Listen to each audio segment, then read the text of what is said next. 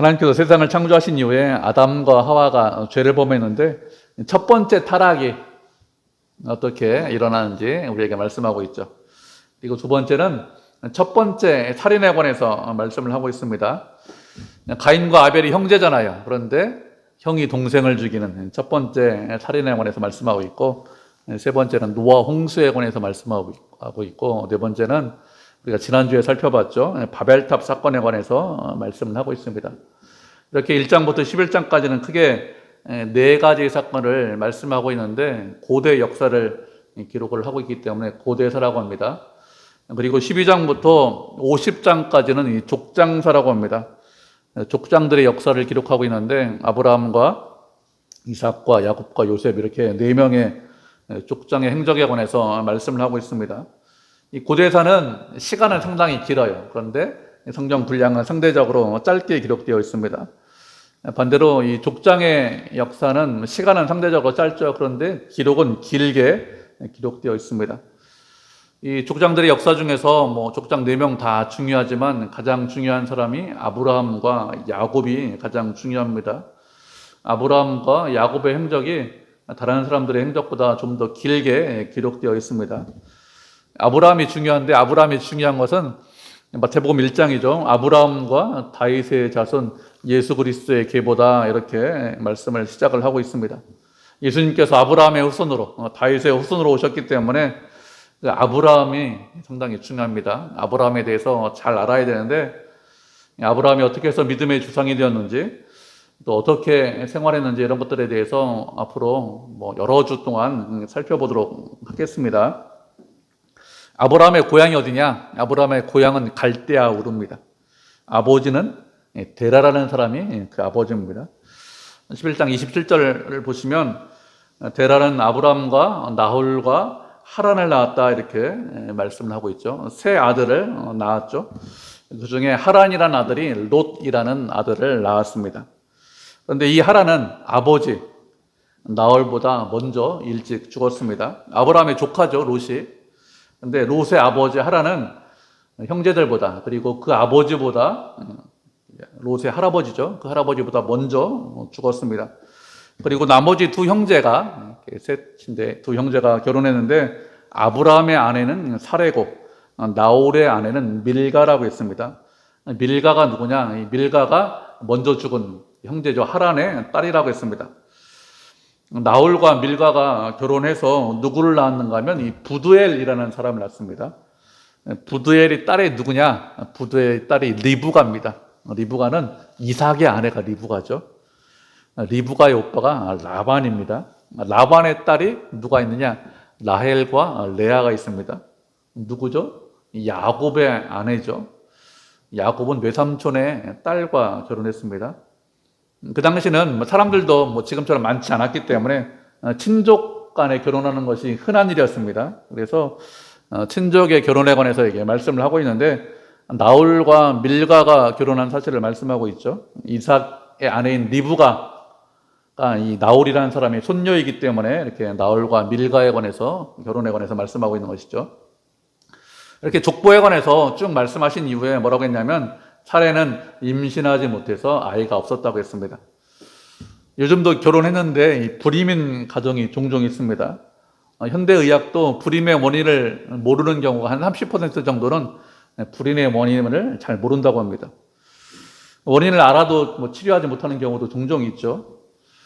아이를 원하고 있어요. 아이를 원하지 않는 것이 아니라 원하는 가정인데 그런데 아이를 낳지 못하면 그 가정의 고통은 상당히 심합니다. 사람들에게, 주변 사람들에게 별로 말하잖아요. 애완동물을 이렇게 키우면서 별로 말하지 않는데 누가 더 힘들어하느냐? 보통은 여자가 훨씬 더 힘들어합니다. 원인을 잘 모르는데 아이를 낳고 기르는 역할이 남자보다는 여자의 역할이 훨씬 더 크기 때문에 가정에서 쭉 얘기를 들어보면 여자가 훨씬 더 힘들어합니다. 아브라함은 형제 중에서 동생이 죽은 것 같아요. 그리고 가정은 불임의 가정이죠. 당신은 친인척이 다 함께 살았는 그런 집안인데 그 집안이 평온한 가정이다, 평범한 가정이다, 이런 가정이라기보다는 마음에 좀 상처가 있는 그런 가정이죠. 말은 하지 않지만 힘들어하고 어려워하는 그런 가정 가운데 살고 있었습니다. 그리고 아브라함과 그의 아버지 데라가 갈대아 우르에서 어떻게 살았는가 하면 여호수아 24장에 보니까 이렇게 말씀하고 있습니다.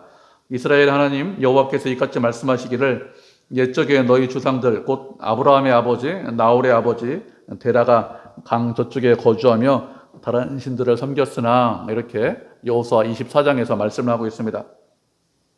아브라함의 아버지 데라가 강 저쪽에서 다른 신들을 섬겼다, 이렇게 말씀을 하고 있습니다. 다른 신들을 섬겼다는 것은 우상을 섬겼다는 것입니다. 그 당시 갈대아 우르는 달을, 해와 달할 때 달을 신으로 섬기는 그런 사람들이 많이 있었고, 이 갈대아 우르가 달을 신으로 섬기는 그런 번창한 도시 중에 한 도시가 갈대아 우르입니다. 그렇기 때문에 데라도 달을 섬겼을 것이다, 신으로, 이렇게 생각을 하고 있죠. 그리고 성경에는 정확하게 나와 있지는 않지만 유대인들의 전승에 의하면 데라는 우상을 만드는 사람이었고, 그리고 아브라함도 아버지 데라와 함께 우상을 만들었다, 이런 전승을 가지고 있습니다. 이렇게 보면은 모든 집안 사람들이 우상을 섬기고 우상을 만드는 사람들이었는데, 그런 아브라함을 하나님께서 부르신 것입니다. 31절을 보니까 데라가 아브라함과 사레와 롯을 데리고 갈대아 우르를 떠나서 가나안 땅에 가고자 했다, 이렇게 말씀을 하고 있습니다. 그런데 가나안 땅에 가지 못하고 어디에 거주했는가 하면 하란에 거주했습니다. 하란에 이렇게 데라가 거주했는데 하란에서 아브라함의 아버지 데라가 죽었습니다. 하나님께서 아브라함을 부르셨는데 가나안 땅까지는 가지 못하고 하란까지만 가고 더 이상 가지 못했습니다. 그러면 가나안 땅까지 가야 되는데 하란까지만 간 이유가 무엇일까요? 이 하란이라는 곳은 아브라함이 살고 있던 갈대아 우르와 거의 같은 문화권에 있기 때문에 거기까지만 갔습니다. 그 이상 넘어가면 문화와 생활권이 완전히 다르기 때문에 더 이상 가지 못하고 그냥 하란까지만 간 거예요. 아브라함이 살던 갈대아 우르는 번창한 도시인데 갈대아 우르를 떠나서 가나안까지 가면 완전한 시골, 그리고 완전히 생활권이 다른 그런 시골까지 가는 것입니다. 예를 들면 이런 거예요. 어떤 사람이 서울에 살고 있는데 중국에 있는 저 시골에 가라, 이렇게 누구한테 들었습니다. 근데 어디까지만 갔느냐? 신의주까지만 갔다, 이렇게 생각하시면 됩니다. 강 넘으면 중국이잖아요. 그런데 강 넘지 못하고 그냥 신의주에 머물러 있는 것입니다. 그리고 강 넘어서 강 가까이에 살면 아무런 문제 없죠. 뭐 어떤 일이 있으면 강 넘어오면 그만이기 때문에 얼마든지 가까이 갈 수 있는데, 그게 아니라 더 멀리 아주 시골로 가라, 이렇게 했는데 그렇게 가지 못하고 그냥 신의주까지만 가서 거기에 머물러 있다, 이렇게 생각하시면 거의 비슷합니다. 데라와 그리고 그 일행들이 하란에 머물러 있는 것이죠. 하나님께서 아브라함을 부르셨는데 그 아브라함이 대단한 사람이기 때문에, 훌륭한 사람이기 때문에 부르셨느냐 하면 그렇지 않습니다. 우상을 섬기는 사람이었다고 했습니다. 동생은 일찍 죽었습니다. 그리고 가정은 임신하지 못하는 그런 가정이죠. 그런데 그런 아브라함을 부르셨습니다. 그렇다고 아브라함의 말씀에 잘 순종했느냐? 그런 것도 아닙니다. 우리가 이런 말씀을 알고 있어요. 아브라함은 갈 바를 알지 못하는데 순종했다, 히브리서 말씀이거든요. 이 히브리서 말씀을 알고 있기 때문에 그래서 하나님의 말씀에 잘 순종한 사람이다, 이렇게 생각할 수 있는데, 하나님께서 떠나라고 하셨는데 떠나라고 하신 이유가 무엇인지, 어떤 계획이 있는지, 이런 것에 대해서 정확하게 말씀하시지 않았습니다. 그래서 어떤 일이 일어날지 알지 못하는데 순종해서 떠난 것은 맞습니다. 그런데 갈 바를 알지 못해서 순종했다는 말씀을 너무 강조해서 아브라함은 참 믿음의 사람이다, 이렇게 생각할 수 있는데 그렇지 않습니다. 말씀에 단번에 순종한 것이 아닙니다. 여러 번 하나님께서 부르셨습니다. 처음에는 고향인 갈대아 우르에서 부르셨는데 순종하지 못하고 하란까지만 갔고, 하란에서 또다시 부르시죠. 이렇게 여러 번 부르심이 있고 그 부르심 이후에 순종한 것입니다. 아브라함의 믿음이 대단한 믿음을 갖고 있는 것이 사실입니다. 그렇지만 처음부터 훌륭하고 대단한 믿음을 갖고 있었느냐? 그런 것은 아닙니다.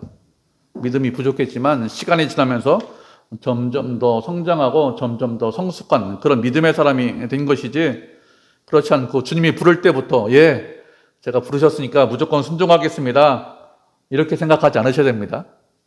그렇지 않습니다. 여러 번 부르셨는데 안 가고 미적미적 되다가 결국엔 갔다, 이렇게 생각하시면 됩니다. 아브라함뿐만 아니라 다른 사람도 마찬가지죠. 하나님께서 함께하기 때문에 그 사람이 믿음의 사람이 되고 하나님이 기뻐하시는 사람이 되는 것이지, 그렇지 않고 처음부터 믿음이 좋고 믿음이 대단한 사람은 성경에 보면 거의 없습니다.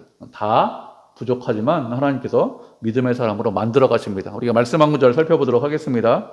고린도전서 1장 26절로 31절까지 말씀 살펴보도록 하죠. 신약성경 263페이지입니다. 고린도전서 1장 26절로 31절까지 한 절씩 교독하도록 하겠습니다. 신약성경 263페이지 고린도전서 1장 26절입니다. 찾으셨죠? 1장 26절 먼저 읽도록 하겠습니다. 형제들아, 너희를 부르심을 보라. 육체를 따라 지혜로운 자가 많지 아니하며 능한 자가 많지 아니하며 문벌 좋은 자가 많지 아니하도다.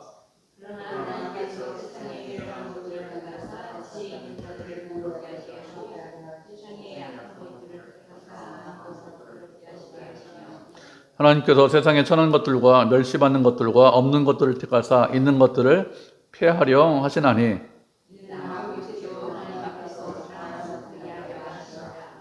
너희는 하나님으로부터 나서 그리스도 예수 안에 있고 예수는 하나님으로부터 나와서 우리에게 지혜와 의로움과 거룩함과 구원함이 되셨으니,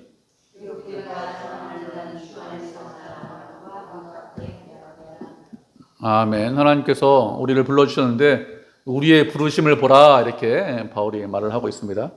하나님께서 믿음의 형제들을 불러주셨는데 그 믿음의 형제들이 세상에서 훌륭하고 뛰어나고 괜찮은 사람들, 그런 사람들을 부르신 것이 아니라 세상에서 멸시받고 천대받고 무시받는 그런 사람들을 부르셨다는 것이죠.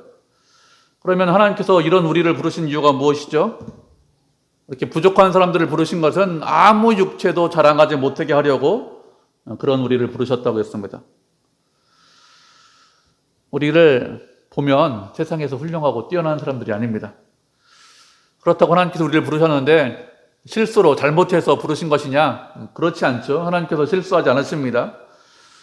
우리가 생각할 때 세상에서 칭찬받고 인정받고 괜찮은 사람들, 그런 사람들을 부르셔서 그런 사람들 능력이 있기 때문에, 힘이 있기 때문에 그런 사람들을 통해서 이런저런 크고 위대한 일을 할 수 있는 것이 아닌가, 그렇기 때문에 그런 사람들을 부르셔야 되는 거 아닌가, 이렇게 생각할 수 있는데 그렇지 않습니다. 사람을 부르실 때 그렇게 부르시는 법이 없습니다. 그리고 하나님께서 일하실 때 그런 식으로 일을 하시는 법이 없습니다.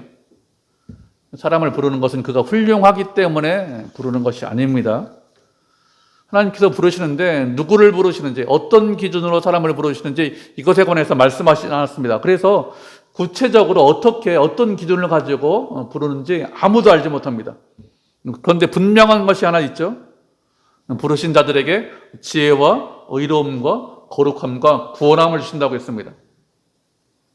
능력이 없지만 능력을 주시고, 지혜가 없지만 지혜를 주시고, 거룩하지 못하지만 거룩함을 주시고, 결국에는 구원해 주십니다. 아브라함도 마찬가지겠죠. 그 훌륭하고 뛰어나기 때문에 부르신 것이 아니죠. 직업은 우상을 만드는 사람이고, 고향은 갈대아 우르고, 그리고 떠나라 이렇게 말씀하셨는데 떠나지 못하고 하란까지만 간 그런 사람입니다. 이런 사람이지만 어떻게 했다고요? 하나님께서 부르셔서 믿음의 조상으로 만드셨습니다. 하나님은 그렇게 부족한 사람을 불러서 믿음의 조상으로 만드시죠. 이렇게 아브라함의 일행이 하란에 머물러 있을 때 아버지 데라가 죽었습니다. 아버지 데라가 죽자 하나님께서 또다시 떠나라 이렇게 아브라함에게 말씀하십니다. 1절을 보면 고향과 친척과 아버지 집을 떠나서 내가 내게 보여줄 땅으로 가라 이렇게 말씀을 하고 있습니다. 고향과 친척과 아버지 집을 떠나라는 것은 아브라함이 잘 알고 있고 익숙하고 안전한 곳에서 떠나라 이런 뜻이겠죠.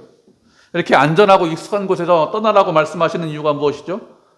그래야 하나님을 믿고 의지할 수 있기 때문에 그렇습니다. 이런 곳을 떠나지 않으면 하나님을 의지하기보다는 내가 익숙하다는 것, 내가 알고 있는 것, 이런 것들을 의지하죠. 사람들은 모든 것을 자신이 통제하기를 원합니다. 내가 모든 것을 통제하고 있고 내가 모든 것을 알고 있을 때 안전하다 이렇게 생각을 합니다. 고향도 친척도 아버지 집도 익숙한 곳이고 아브라함이 얼마든지 통제 가능한 것이죠. 그래서 떠나라 이렇게 말씀을 하는 것입니다. 내가 통제하는 것이 아니라 누가 통제한다고요? 주님께서 통제하시고 나는 그런 주님을 믿고 의지하면 됩니다. 하나님이 선하신 분이기 때문에, 하나님께서 좋으신 분이기 때문에 그 좋으신 하나님을, 선하신 하나님을 믿고 의지하라고, 그래서 떠나라고 하는 거예요. 믿음으로 산다는 것이 무엇일까요? 믿음으로 산다는 것은 통제권을 자기 자신에게 두는 것이 아니라 통제권을 하나님께 드리는 것, 그것이 믿음으로 사는 것이죠. 그렇게 살면 내가 통제하지 않는 것이기 때문에 위험하죠. 내가 통제하지 않는 것이기 때문에 실패할 것 같습니다. 내 마음대로 안 가기 때문에, 내 원대로 안 되기 때문에. 그런데 그렇게 통제권을 드리면 실패하지 않는다는 것을, 안전하다는 것을 깨닫게 됩니다. 하나님을 믿고 의지해야 되는데 경험적으로 하나님에 대해서 아셔야 됩니다. 그래야 믿고 의지할 수 있습니다. 그냥 이론적으로 내가 어렸을 때 배운 지식으로 하나님을 믿고 하나님에 대해서 알면, 그러면 하나님을 의지할 수 없어요. 그러니까 경험적으로 알아야 됩니다. 그래야 시간이 지나면 지날수록 하나님을 더욱더 의지하고 하나님을 더욱더 사랑할 수 있습니다. 하나님을 더 많이 의지하고 더 많이 알게 하려고 고향과 친척과 아버지의 집을 떠나라, 이렇게 말씀하신 것입니다. 이렇게 아브라함에게 떠나라 말씀하셨는데, 아브라함이 하란에서 떠나는 거죠. 가나안까지 갈 때 어느 정도 시간이 걸렸을까요? 하란에서 가나안까지 갈 때 한 1년 정도 시간이 걸렸을 것이다, 이렇게 생각합니다. 가나안에서 그냥 걸어가면 한 2개월에서 한 3개월 정도 걸리는 그런 거리인데, 그냥 걸어갈 수 없죠. 그 당시는 가는 도중에 여관이 있거나 아니면 뭐 지금처럼 뭐 치안이 다 좋거나 이런 상태가 아닙니다. 그래서 가나안까지 가는 동안에 자급자족해야 됩니다. 스스로 먹을 것을 다 준비해서 가야 되는데, 낙타 몇 마리에 그냥 먹을 것 쭉 싣고 이렇게 갈 수 있는 그런 거리가 아닙니다. 먹을 것을 준비해야 되는데, 먹을 것을 준비하기 위해서는 어떻게 하죠? 목축을 하면서 가야 됩니다. 양떼를 몰고 쭉 가다가 저녁에 되면 텐트 치고 자다고, 그리고 아침에는 텐트 걷고 일어나서, 그래서 양떼와 함께 이동을 해야 됩니다. 직선으로 가야 되는데 직선으로 가지 못하죠. 사막 때문에 북쪽으로 쭉 올라갔다가 남쪽으로 내려와야 됩니다. 이렇게 이동하기 위해서 양식 때문에 양떼도 필요하고, 그리고 양을 치는 사람들도 필요하고, 양을 또 지키는 사람들도 필요하겠죠. 그러면 여러 무리가 있기 때문에, 여러 사람들이 있기 때문에 하루 동안에 이동할 수 있는 거리가 그렇게 길지 않습니다. 그래서 하란에서 가나안까지 가는 동안에 한 1년 정도 걸렸을 것이다, 이렇게 생각하시면 됩니다. 지금처럼 걸어서 가면 되겠지, 이렇게 생각하시면 안 됩니다. 가나안까지 가는 거 그렇게 쉽지 않죠, 1년 걸리면. 그런데 하나님께서 가라, 이렇게 말씀하셨습니다. 하나님께서 가라, 이렇게 말씀하셨다는 거 무슨 뜻이죠? 하나님께서 책임지신다, 이런 뜻입니다. 길이 아무리 멀어도, 아무리 험해도, 아무리 오래 걸려도, 어떤 위험이 있을지라도 하나님께서 함께 하시고 책임질 거니, 그러니 가라, 이렇게 말씀하시는 거예요. 아무런 책임도 지지 않고 그냥 가라, 이렇게 말씀하시는 것이 아니라 모든 것이 하나님의 책임 안에 있다, 그런 의미로 가라, 이렇게 말씀하시는 것이죠. 이렇게 가라고 말씀하시면서 2절과 3절에 보면 복에 관해서 말씀하고 있습니다. 가라고 말씀하셨으면 뭘 준비 좀 해라, 아니면 어디가 위험한 지역이니까 어디 좀 조심해라, 이렇게 말씀하셔야 되는데, 그렇게 말씀하시지 않고 복에 관해서 말씀하십니다. 그러면 그런 것 말씀하시지 않고 복에 관해서 말씀하시는 이유가 무엇일까요? 복에 관해서 말씀하시는 것은 아브라함이 그곳에 가는 것이 실수나 실패가 아니기 때문에 복에 관해서 말씀을 하시는 것입니다. 그 당시는 고향을 떠나서 나그네로 산다는 것은 무슨 잘못을 했기 때문에, 아니면 큰 어떤 실패를 봤기 때문에, 그래서 고향을 떠났다, 이렇게 생각하던 시대입니다. 다 그 시족에서 같이 근처에서 살았습니다. 그런데 그렇지 않다는 것이죠. 하나님의 뜻에 순종해서 떠났는데 그것이 뭐 실패처럼 보이고 어떤 잘못처럼 보이는데 그게 아니라 그것이 복이라는 거예요. 하나님께서 복을 주시기 위해서 떠나라, 이렇게 말씀을 하시는 것입니다. 여호와는 내 목자시니 내가 부족함이 없다고 했습니다. 푸른 천장과 실만한 물가로 우리를 인도하신다고 했습니다. 고난처럼 보입니다. 실패처럼 보입니다. 어려움처럼 보입니다. 그런데 실제로는 그렇지 않다는 거예요. 우리에게 고난의 길이 있습니다. 위험의 길이 있습니다. 그런데 주님께서 지팡이가 되시고 막대기가 되셔서 그런 것들을 다 이길 수 있도록 하신다는 것이죠. 그렇게 우리를 사랑하시는 분입니다. 그래서 복에 관해서 말씀하시는 것입니다. 주의 뜻에 순종하는 것이 복이고 주님과 함께하는 것이 복이기 때문에 그래서 실수가 아니니 복이니 내 말에 순종해라, 이런 의미로 복에 관해서 말씀을 하고 있죠. 복을 주시는데 너로 큰 민족을 이루고 내 이름을 창대하게 하리니 너는 복이 된다고 했습니다. 큰 민족을 이룬다, 이름을 창대하게 한다, 이런 거 누가 원했죠? 누가 원했는가 하면 11장 앞부분에 보면 바벨탑을 쌓던 사람들이 이걸 원했습니다. 흩어지지 마라, 그죠? 많이 모여있자, 이름을 내자, 우리 이름을 내자, 이렇게 하면서 스스로 이름을 내고 많이 모여 있기 위해서 바벨탑을 쌓았는데 이 사람 결국에는 이 사람들 흩어지게 되었습니다. 근데 아브라함은 그런 사람이 아니죠. 갈대아 우르에 살던 사람이고 그냥 이름도 알지 못하는, 이름도 없던 그런 사람인데 하나님께서 그런 아브라함을 부르자 어떻게 되었습니까 하면 믿음의 조상이 되었습니다. 또 그 이름을 창대하게 하겠다 이렇게 말씀하셨는데 정말로 창대하게 하셨어요. 아브라함의 이름을 모르는 사람들이 거의 없습니다. 지금도 다 알고 있어요. 하나님께서 복을 주시겠다, 이름을 창대하게 하시겠다 이렇게 말씀하셨는데 얼마나 큰 복을 주셨는데 얼마나 이름을 창대하게 하시는지 우리가 쉽게 알 수 있는 거죠. 하나님께서 복을 주시면 그렇게 복을 주십니다. 그렇게 복을 주시겠다는 거예요. 3절을 보면 너를 축복하는 자에게 복을 내리고 너를 저주하는 자에게 하나님께서 저주하신다 이렇게 말씀하셨습니다. 너를 저주한다 이렇게 말씀하고 있는데 너를 업신여긴다, 무시한다 이런 의미예요. 아브라함이 나그네이기 때문에, 고향을 떠났기 때문에, 실패한 사람처럼 보이기 때문에 무시할 수 있습니다. 아무것도 아니고 저 사람 왜 왔을까? 아무것도 아니라 그냥 홀대할 수 있겠죠. 근데 그런 사람들을 하나님께서 저주하신다는 것입니다. 저주하신다는 것은 강하게 말씀하셨습니다. 땅에서 끊어버리겠다, 멸절시키겠다, 파멸시키겠다. 앞뒤 단어가 다릅니다. 이렇게 사용하셨습니다. 그 사람이 어떤 사람이든지 누구든지 아브라함을 무시하면, 멸시하면 그 사람을 완전히 파멸시키겠다, 저주하겠다 이렇게 말씀하셨습니다. 하나님께서 당신의 백성을 얼마나 사랑하시는지, 얼마나 위하시는지 말씀하고 있습니다. 그리고 땅의 모든 족속이 너로 말미암아 복을 받을 것이다 이렇게 말씀하셨습니다. 아브라함만 복을 받고 아브라함의 집에 있는 사람만 복을 받는 것이 아니라 그 사람들의 이름만 창대하게 하는 것이 아니라 아브라함을 선택하신 이유가 무엇이라고요? 아브라함을 통해서 땅의 모든 족속이 복을 받을 것이다 이렇게 말씀하셨습니다. 세상 모든 사람들이 복 받기를 원해서 그래서 아브라함을 선택하셨습니다. 그런데 너로 말미암아 복을 받는다고 했습니다. 너희들로 말미암아 이렇게 복수로 말씀하는 것이 아니라 성경을 보면 단수로 말씀하고 있습니다. 우리가 말씀한 구절 살펴보도록 하겠습니다. 갈라디아서 3장 15절 16절입니다. 신약성경 304페이지 갈라디아서 3장 15절 16절입니다. 두 절이니까 우리 한 목소리로 읽죠. 신약성경 304페이지 갈라디아서 3장 15절 16절 찾으셨죠? 갈라디아서 3장 15절 16절 같이 읽겠습니다. 시작. 형제들아 내가 사람의 이대로 말하노니 사람의 언약이라도 정한 후에는 아무도 폐하거나 더하거나 하지 못하느니라.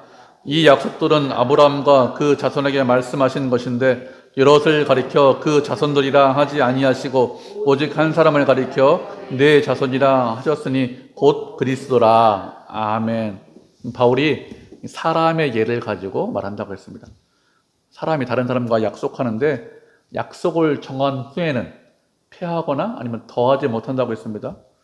우리가 말로 약속하면 다 잊어버리기 때문에 현대인들은 다 계약서 가지고 약속하고 도장 찍습니다. 서명합니다. 그렇게 약속하면 그 약속한 것을 파기할 수 있느냐? 파기하지 못하죠. 그 약속한 것에 무엇을 더할 수 있느냐? 더하지도 못합니다. 약속하면 약속한 그대로, 계약서 그대로 지키려고 합니다. 혹시 부득이해서 내가 사정이 있어서 약속을 파기하려고 하면 상당한 대가를 치러야 돼요. 사람들도 약속대로 하려고 하는데 하나님께서 어떻게 하십니까? 말씀하시면 그 말씀대로 하십니다. 하나님께서 아브라함에게 약속하시기를 자손을 통해서 복을 주시겠다 이렇게 약속하셨는데 복수로 자손들을 통해서 복을 주시겠다 이렇게 말씀하신 것이 아니라 너를 통해서 단수로 말씀하셨는데 그 단수가 누구라고요? 그 단수가 예수님이십니다.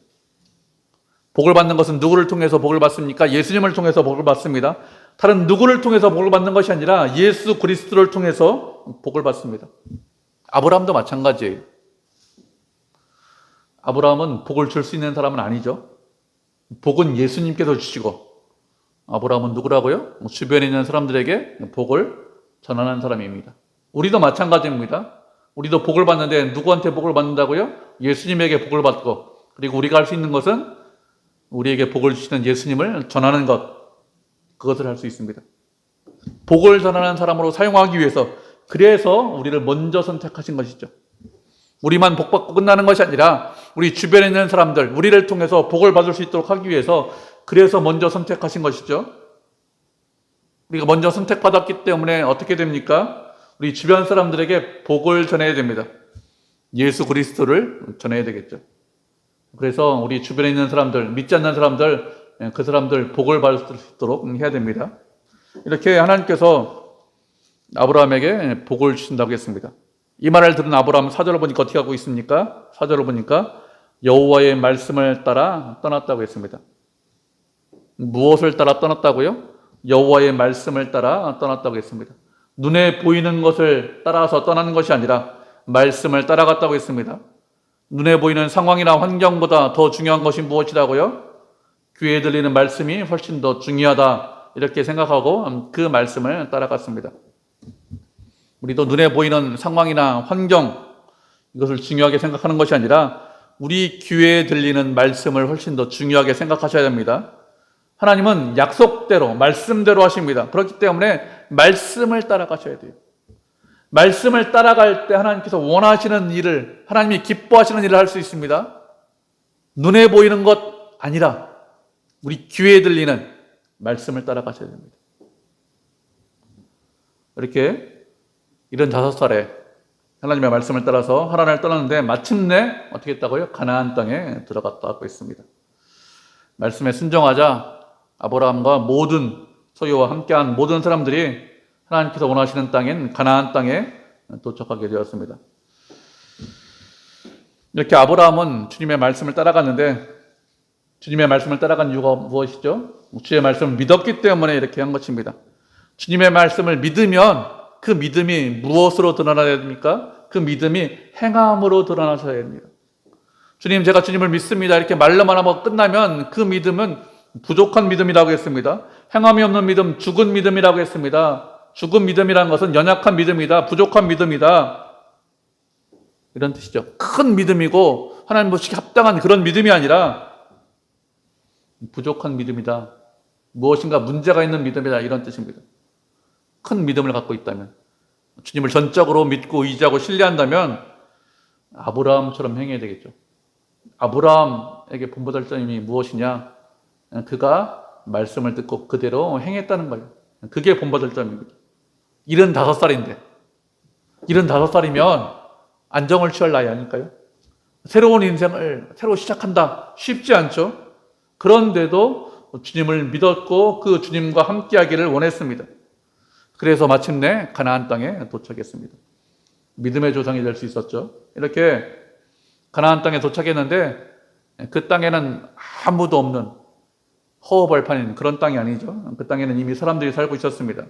이렇게 사람들이 살고 있는데 하나님께서 아브라함에게 말씀하시기를 내 자손에게 이 땅을 주겠다, 이렇게 말씀하셨습니다. 가나안 땅을 주겠다 이렇게 말씀하시는 이유가 무엇이죠? 누가 땅 주인이기 때문에? 하나님께서 땅 주인이기 때문에 그렇습니다. 땅 주인, 그곳에 살고 있던 사람들이 땅 주인 아닙니까? 이렇게 말씀할 수 있는데 그렇지 않습니다. 모든 것의 주인은 하나님이시죠.